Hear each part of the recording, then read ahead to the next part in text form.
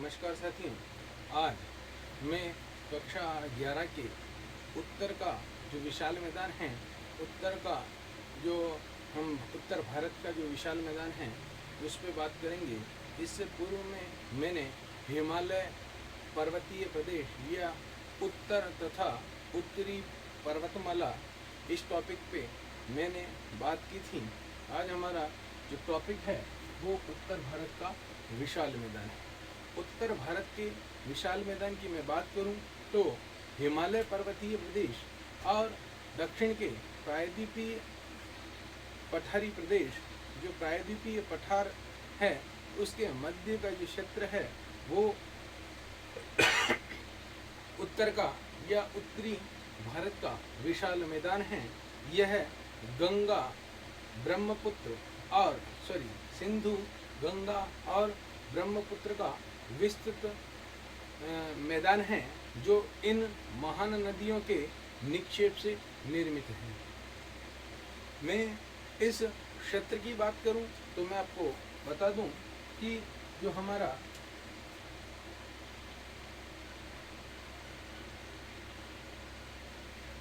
ये हिमालय है, ये हिमालय, और अगर मैं बात करूं ये हमारा दक्षिण का जो पठार है ये वाला, इसके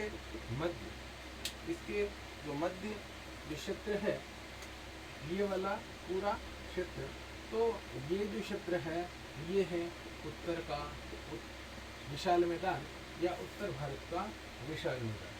तो आपको स्थिति पता चल गई होगी कि ये क्षेत्र कहाँ पर स्थित है। अगर मैं आगे इसकी मैं और बात करूं तो इसे सिंधु, गंगा व ब्रह्मपुत्र का विशाल मैदान भी कहा जाता है। इस मैदान का जो नाम है, कहीं पर उत्तर का विशाल मैदान के नाम से, कहीं पर उत्तर भारत के विशाल मैदान के नाम से, कहीं पर गंगा, सिंधु, गंगा व ब्रह्मपुत्र के विशाल मैदान के नाम से जाना जाता है। इसे उत्तरी भारत का मैदान भी कहा जाता है। अगर मैं बात करूं तो यह है रावी जो नदी है, रावी के हम कह सकते हैं हम रावी के किनारे, रावी या सतलज के किनारे, रावी या सतलज के किनारे से लेकर, अगर मैं बात करूं रावी या सतलज के किनारे से लेकर गंगा के जो डेल्टा है, गंगा का जो डेल्टा है, गंगा का डेल्टा रावी और सतलज के किनारे से लेके गंगा और सतलज के डेल्टे तक लगभग 2400 किलोमीटर की लंबाई में फैला हुआ है। और इसकी जो चौड़ाई देखने को मिलती है वो लगभग 150 से लगभग 300 किलोमीटर के आसपास इसकी चौड़ाई हमारे को देखने को मिलती है। यह मैदान असम में कुछ सकड़ा हो जाता है। इस वाले भाग में असम के अंदर यह मैदान कुछ सकड़ा हो जाता है और इसकी जो चौड़ाई है वहाँ पर केवल 90 से 100 सेंटीमीटर, कहाँ पर 90 से 100 किलोमीटर, कहाँ पर असम में ये रह जाती है, यहाँ पर ये सकड़ा हो जाता है। तो अगर मोटे मोटे रूप में बात करें तो ये लगभग 2400 किलोमीटर में फैला हुआ है। अगर बात करें इसकी चौड़ाई की तो लगभग 150 से 300 किलोमीटर इसकी चौड़ाई है। अगर असम में बात करें तो ये वहाँ पर सकड़ा हो जाता है और सकड़ा होने के कारण से वहाँ पर इसकी जो चौड़ाई देखने को मिलती है वो लगभग 90 से 100 किलोमीटर के बीच होती है। अगर मैं इसकी बात करूँ तो इस जो मैदान की यदि मैं बात करूं तो इस मैदान को लगभग हम 4 भागों में बांट सकते हैं, या इस मैदान के यदि मैं भौतिक लक्षणों की बात करूं तो इसे हम 4 भौतिक लक्षणों में विभाजित कर सकते हैं। और चारों जो भौतिक लक्षण हैं वो इस प्रकार से हैं। अगर मैं सबसे पहले भौतिक लक्षण की बात करूं इस मैदान के या उत्तर के, जो हम कह सकते हैं मैदान के, जो मैदान के, हाँ, तो इस मैदान के यदि मैं भौतिक लक्षणों की बात करूं तो इस मैदान को हम मुख्य रूप से भौतिक लक्षणों के आधार पर 4 भागों में बांट सकते हैं। पहला हम बात करते हैं भाबर प्रदेश की, दूसरा तराई प्रदेश, तीसरा बागर प्रदेश और चौथा जो है वो खादर प्रदेश है। अगर मैं सबसे पहले भाबर प्रदेश की बात करूं, हमने बात की थी भी कि जो हिमालय पर्वतीय प्रदेश है और जो हम कह सकते हैं जो प्रायद्वीपीय प्रदेश हैं, प्रायद्वीपीय प्रदेश और हिमालय पर्वतीय प्रदेश के मध्य ये स्थित है।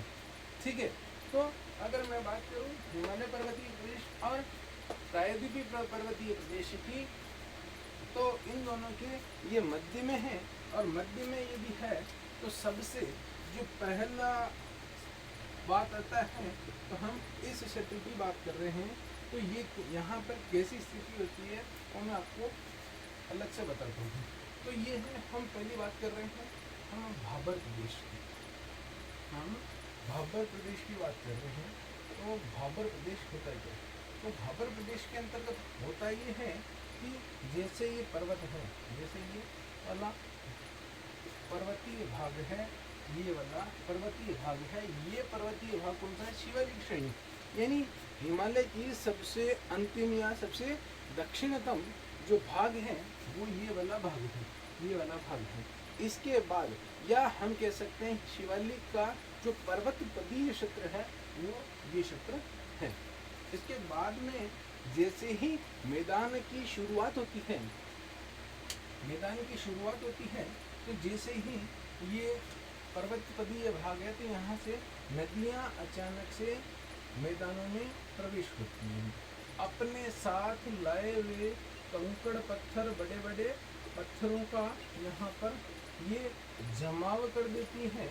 ये नदियाँ या जलधाराएं यहाँ पर जमाव कर देती है। इसके बाद आगे जो स्थिति होती है, जो जलधाराएं होती है वो इसके अंदर प्रवेश कर जाती है और ये बाद में थोड़ा सा दूर जाने के बाद ये रंध्रों के रूप में प्रकट होती है। तो ये जो क्षेत्र बनता है, ये वाला जो क्षेत्र बनता है, इसे भाबर प्रदेश कहते हैं। ये भाबर प्रदेश क्या होता है? तो ये जो पर्वतपदीय जो क्षेत्र होता है वहाँ पर भारी पत्थर, कंकड़, बजरी आदि लाकर जो नदियाँ या जलधाराएं हैं वो जमा कर देती है और जिससे पारगम्य चट्टानों का निर्माण होता है और वो जल इसमें अंदर प्रवेश कर जाता है, बाहर जल नहीं दिखता है। ऐसे क्षेत्र को पंजाब में भाबर तथा असम में बात करें तो वहाँ पर दुआर कहा जाता है। पंजाब में और असम में, पंजाब में भाबर कहेंगे और असम में दुआर कहा जाता है। तो ये मैंने आपको भाबर के बारे में बताया। अब मैं बात करूं कि अगला तराई प्रदेश के बारे में। तो तराई प्रदेश क्या होता है?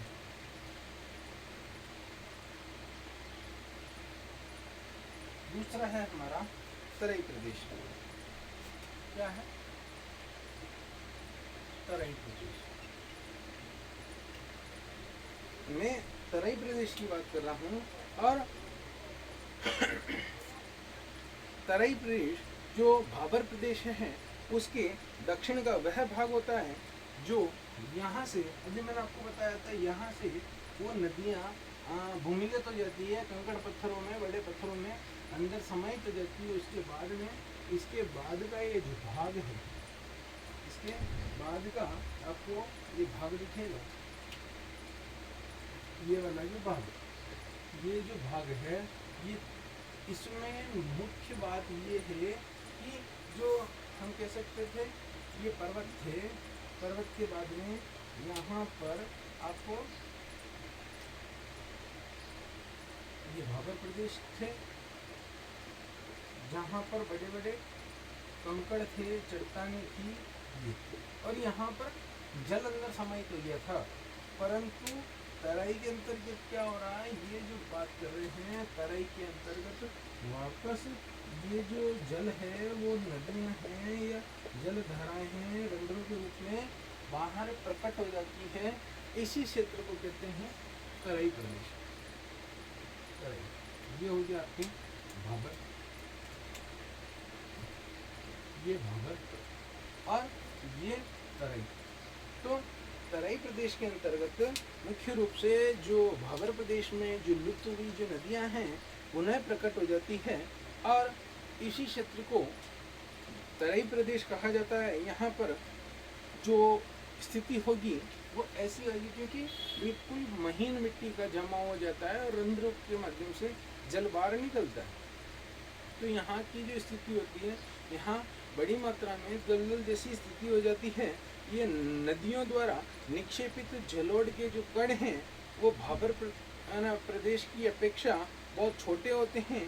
इसमें कैल्शियम ये बहुत छोटे होते हैं, और ये जो तराई प्रदेश है वो वनों के लिए वनों की कृषि के लिए साफ किया जाता है, यानी बहुत बारीक और उपजाऊ मिट्टी यहाँ पर देखने को मिलती है। अब मैं बात करता हूँ तीसरी जो स्थिति है हमारी बागर प्रदेश।